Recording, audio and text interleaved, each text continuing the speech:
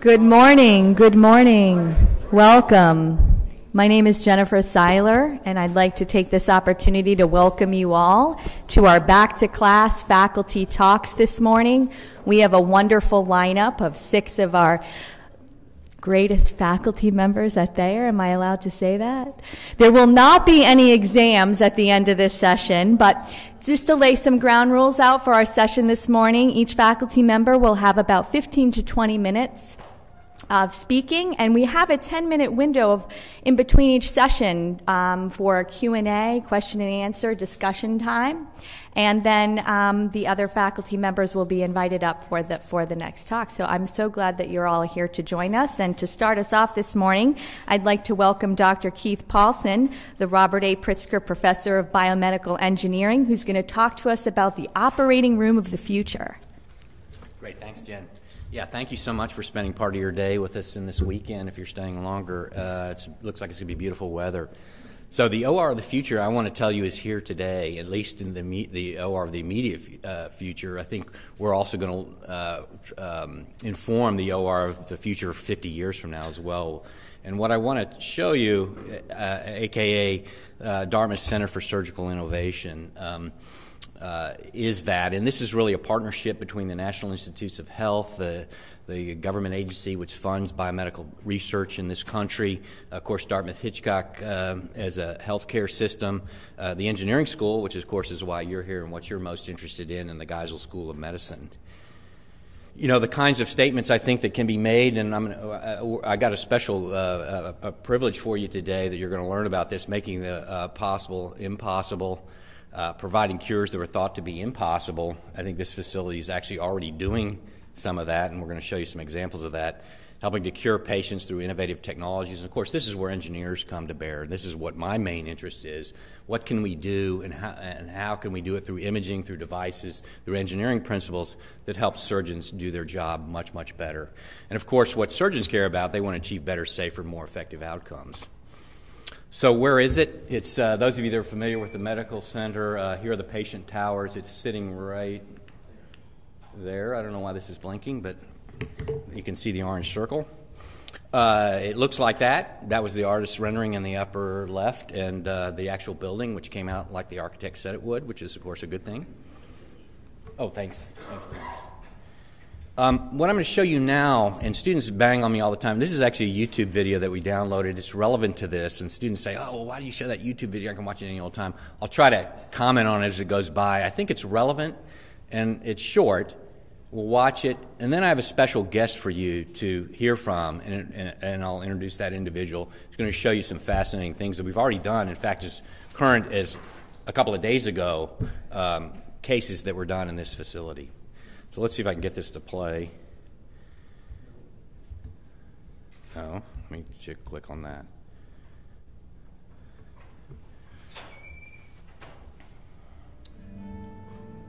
Got nice music too. You know, I don't know how to do that.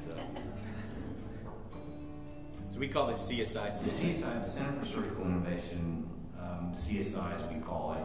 So we have advanced imaging on rails. A groundbreaking facility, a new facility at the institution that will allow us to innovate in a surgical environment. We really wanted a constructive facility that would allow us to investigate disruptive technology and procedures. I couldn't have said it any better rather than do incremental change. The Center for Surgical Innovation as a facility will consist of 2 operating rooms and 2 procedure rooms. One here, it's along a linear procedure set room of here, suites. Here. 2 imaging rooms, 1 for CT scanning and 1 for MRI. The only facility, only operating room in the world at this time that has both MRI and CT scanning. So one of the very interesting aspects of the center is those are on rails, or mounted to the ceiling, if you will. So that it comes from the diagnostic room into the OR. Can go into either OR, and the CT scanner can go into one of the 2 ORs, what we call OR2.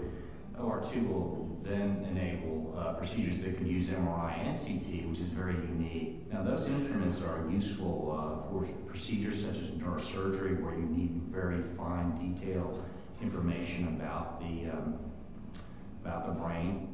It's very exciting. This person is in the audience. He's going to talk. Dramatically improving surgery. With CSI, we can offer services we wouldn't otherwise be able to offer. And pediatric spine surgery, certain types of brain tumor surgery, spine cancer surgery, and eventually some vascular programs that are very distinguished. So it has direct value for our patients. And what this facility holds the promise for is to really reduce the morbidity of the operation. We want to get rid of the problem, but cause as little harm in the process as possible, as little surgical damage as possible. And using the CT scanner and the MRI as our eyes, and using indirect approaches rather than direct line of sight, it opens up a whole world of opportunities to make the surgery more efficient, more safe, with a faster recovery, and maybe even better outcomes and better survival and longevity for patients. So it's very exciting. The benefit to an individual patient actually could be being able to have an operation that they may not otherwise be able to have without the technology. We're going to show you two of those here this morning. Brain tumors or spine tumors, certain types of conditions may not be safely treated without reliably imaging things during the operation to guide the surgery. So it would certainly benefit those patients. I'm going to end this here. What I'd like to do now is introduce my colleague, Sohail Mirza. He's the orthopedic surgeon. As of yesterday, and this is significant certainly for me, Sohail stepped down as chair of the Department of Orthopedics to become the medical director of CSI. This is a fantastic opportunity for us, for me, for engineering, for the institution, to have an individual like this leading this effort. And I'm just so pleased to be able to work with you. I convinced him to come this morning and out of his busy schedule to show you two cases he's talked to me about that I think are just fascinating and will really drive home. Which one do you want to show first? I could bring one. The opportunity here that's already playing out again right now. You can, yeah, here's the... Thanks, Keith. Anyway, thanks for coming, Sohail. All right, thank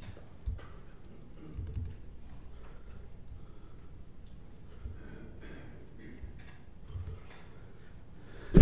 Good morning. Thank you for inviting me and being part of this event. It's a privilege. Keith is very humble, but he hasn't really told you how this thing came about. It's a grant basically that he wrote almost single-handedly, 800 pages.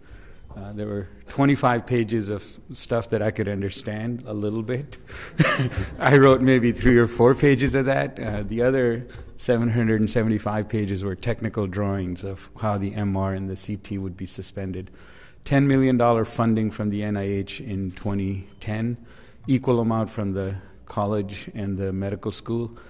And we did our very first surgical procedure February of last year. Half of last year was kind of repairing things and making them work and getting licenses and approvals and oversight through the Institutional Review Board. To date, we've done, I think, 27 cases as of last week, including 2 animal surgeries, like pigs. And this is the only facility that openly tackle that issue, that we wanted to create a laboratory for surgeons and engineers where they could take an idea all the way from prototype, pilot case, initial pilot safety data, to actually starting a phase 1 trial or a small trial, including animal testing, all in the same facility.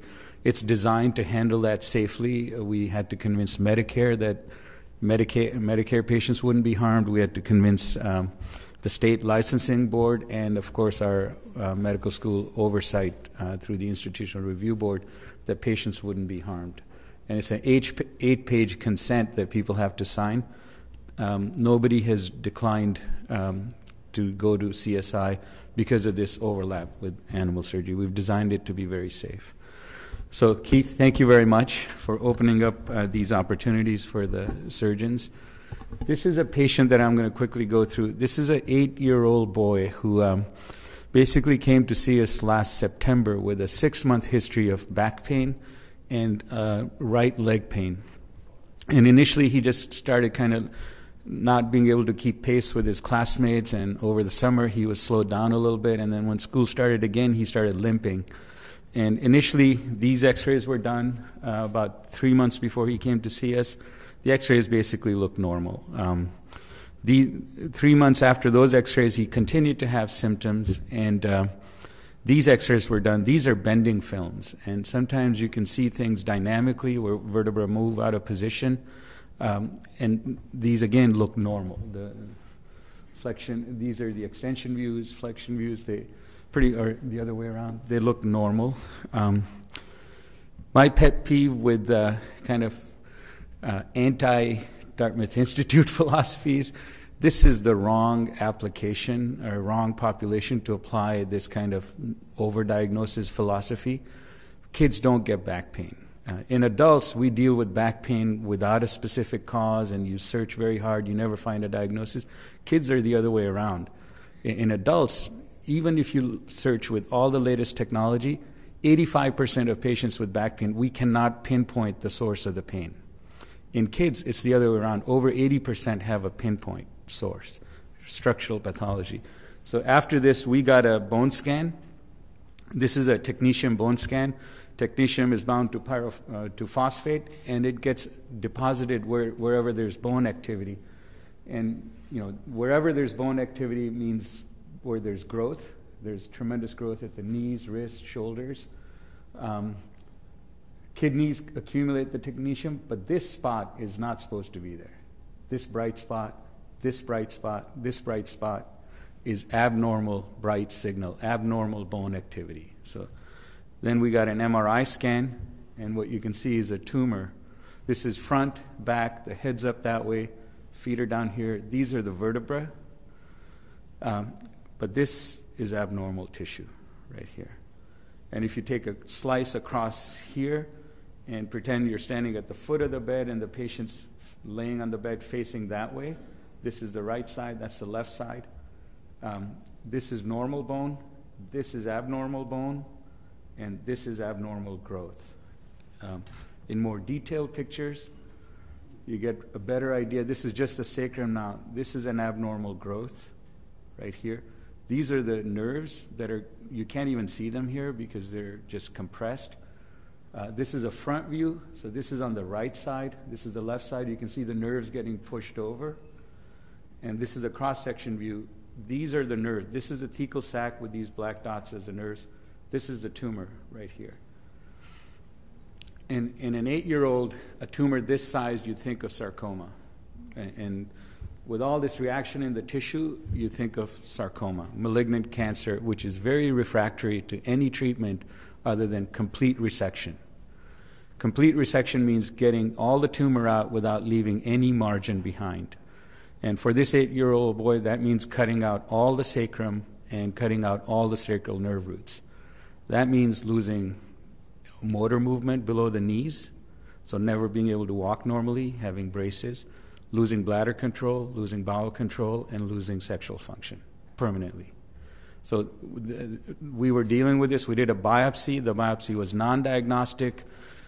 We had multiple referrals, including referring the patient to Boston, to Dana-Farber and Beth Israel, where they have a large sarcoma program.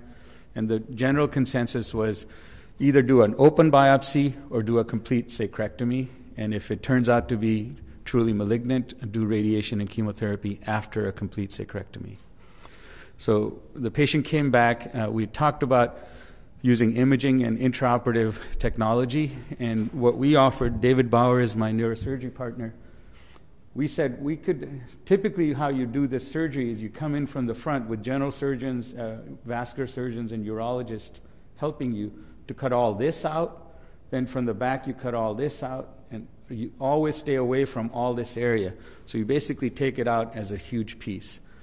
We felt that we could go from the back, drill this part out, and see if we could lift the tumor up without actually looking at the nerves, without actually seeing the nerves, till we had the tumor halfway out, and then dissecting the nerves off. So using intraoperative imaging to see what we were doing. So the family, after getting all these opinions, decided they were going to try this, because at least this had the potential of saving the sacral nerves and bladder bowel sexual function. So this is a picture of CSI. They're large ORs with lots of people doing prep work. This is what we did. You can see this is the patient now face down on the operating table with a scan done after the incision has been made. And what we did is put these little marker screws. These are 1.5 millimeter by 3 millimeter screws. So here's one. Here's another one at L5. This is one in the sacrum. Here's another one in the sacrum. This is actually a surgical sponge. So that's what those dots are. And here's a second one at S2, and 1, 2, 3, 4, 5, 6 screws. So we basically went one level above, one level below, and 2 screws right at the tumor level. What that allowed us to do is to match the CT visual space precisely to the surgical field. So then we did navigation cameras and touch these probes and say, I know where this screw is in the surgical field, and then match it up to the visual field. And with that, and we could instrument our drills. This drill moves at 80,000 RPM, the Midas Rex drill. So it had a tracker on it, so we knew exactly where the tumor was. And with that, what we did is basically drilled this bone and this bone all the way around, circumferentially around the tumor till it was basically floating, lifted it up, and then peeled the nerves underneath it. Without actually, so you're moving this drill 80,000 RPM almost to within a millimeter of the nerve, and then at the very last cell layer, basically crack it and lift it up. And then you can get a probe underneath to make sure nothing is stuck to it and lift the whole thing off. So we got an en-bloc resection. Then afterwards, we got an MRI scan. That's the MRI intraop, to make sure there was no residual tumor. We got an intraop CT scan to see if we took off too much bone, whether there was sufficient bone left to maintain structural integrity and load-bearing capacity of the spine. And we felt satisfied that there was enough bone. This kid woke up after the surgery. The surgery took about 6-7 hours, very slow, very methodical. He was out of the ICU the next day, and he went home 2 days after surgery, walking, peeing on his own, running around, and in 2 weeks he was back at school. So and he's now 6-7 months out. They dissected the tumor inside out. They actually, in the end, said we didn't find malignancy, but that's the concern that this was potentially a sarcoma. So rather than do a big surgery, have all this deficit, and in the end say, well, it was benign, we overtreated, we were able to kind of avoid all of that. So this wouldn't be possible without actually looking beneath the surface with the technology and instrumenting it. Keith and I joke about it. We've been trying to write some proposals that talk about surgeon-less surgery. We actually want to take the hand-eye coordination, the tremor, the visual judgments piece out of it and make surgery as precise as you can. And not robotic surgery so much, where you're looking at like a video game and a console and controlling, robots, where you actually have three-dimensional imaging and you map out the surgical procedure and just make sure the tools execute it exactly the way you want. So I want to show you that case. If there's time, we can show the case from a couple of days ago. Or? Yeah, sure. 5 minutes, okay. This one's pretty cool, too. Actually, he has a candidate for the new department chair of surgery from Northwestern. He was a vascular surgeon. You'll realize pretty soon what that was. He was touring a lot of her. She was flapping. She was amazed at what you guys are doing. Oh, so this patient, it's not, oh, there it is. Large patient, that's the first thing you'll notice. The soft tissues go to here, the spine is in the middle. This patient had 3 previous surgeries for back and leg pain. First one was about 4 years ago. Didn't really work. Everything fell apart. The bone resorbed around the screws. A different surgeon in Manchester went back in, did a second surgery a year later. Same thing happened. Everything fell apart. And then a year later, a third surgery by that surgeon again didn't work.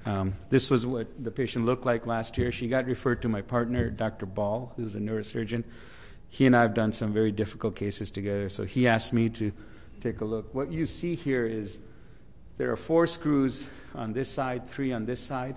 This is an electric battery pack. It has cables going in. At the third surgery, the surgeon was so worried about healing that this is kind of a last resort option. This is an electrical bone stimulator. It's not really clear whether the science works or not, but it provides a direct current in the bone graft. You lay out these wires in the bone fragments, and supposedly it stimulates bone growth. This is her side view, and it's kind of hard to see, but this is her spine. It goes like this, and it goes like that. On a CT scan, you can, or these are X-rays, more detail. Here's her spine bending forward. She was amazingly still walking, very weak, using canes and walkers, but it goes from here to here. You can see these screws are basically sticking out. The spine is down here. And this is with her laying flat, recumbent, with a bump under this area. It doesn't straighten up. It's fixed in that flex deformity. This is what it looked like on the CAT scan. Front view, the bone around the screws has dissolved. The screws are basically floating in soft tissue. On the side view, again, large cavities around the screw. This is the upper part of the spine right here. This is the lower part. This bone really should be about here and going that way. So we were struggling with her. First, we optimized her. It took her a year to completely get off nicotine, to optimize her diabetes control and overall nutrition status to get ready. In fact, in October, we had scheduled the surgery 6 months after we started treating her, and she still had nicotine in her urine. It turned out her daughter and son-in-law smoked in the house, and it was secondhand smoke. So they had to stop smoking. So last week, we actually got her ready for surgery. And what we did is, in the first surgery, take everything out during the surgery, because you can't do an MRI with the battery pack in there. So we took the hardware out. So this is her X-ray after all the screws are removed, done during surgery. Then we did an MRI, and you can see what's going on with the nerves. These are the nerves right here. So this part of the spine, and you can see fluid in there. So this is mobile. It's not. It's digging in. This is what you have to get out. Again, using this drill. And to get that out without damaging the layer right next to it that's draped over it is very, very difficult. And that's what we couldn't do without really the technology we had. So this was the first surgery. We took all this out, put in rods in the back without really trying to get this out from the posterior part. And then a week later, what Keith saw last week was we had essentially 20 people in this facility. And it's so good that we designed it to be essentially as big as 4 operating rooms, because we had 4 surgical teams simultaneously working. And what we did is basically from this is where we ended up. These are the new screws. This is a metal cylinder on the right side, and this is a vascularized fibula. And I'll show this. So this is the front view, the side view, and another side view. And I'll show these cross sections later. So this is pre-op.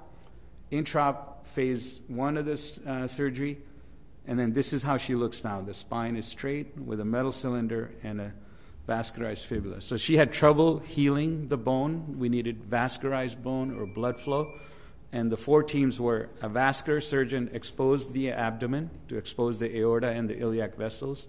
A plastic surgeon harvested the middle portion of the fibula from the leg with the pedicle, with about a 5-centimeter segment of the artery and vein that supply that blood. Then the vascular surgeons took a vein from the right thigh and basically created a loop. They sewed one end into the aorta and the other end into the vena cava. So blood was going through this loop from one to the other. Then the plastic surgeons took that fibula from the leg, cut that loop, so the arterial end to the artery side and the venous end to the venous side, and created a living biological bone, which is what you see, this part.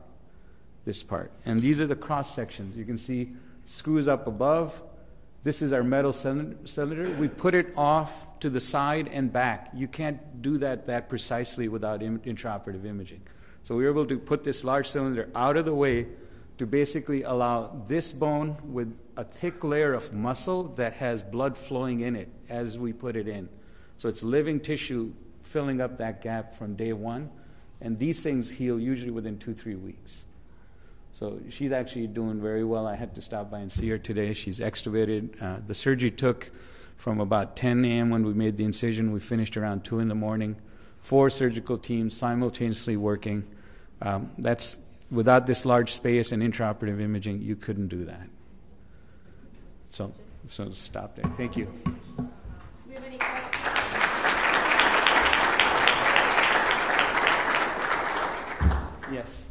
Keith, you want to come up? Yes, sir. I'm curious, the big scanner, which can move back and forth. So the team is working and you do scans at midpoints during the operation, or is all the scanning done to give you the roadmap to guide the drill? So the amazing thing about this OR suite and the surgical table is the patient is suspended on a huge diving board, a big cantilever, and the patient doesn't move. So the table is in one position when we're operating. When we need the scan, we step aside, the surgeons and the team step aside, we cover the patient up with a circumferential drape. The table moves 90 degrees, the CT scanner comes in on a railing, we get the scan.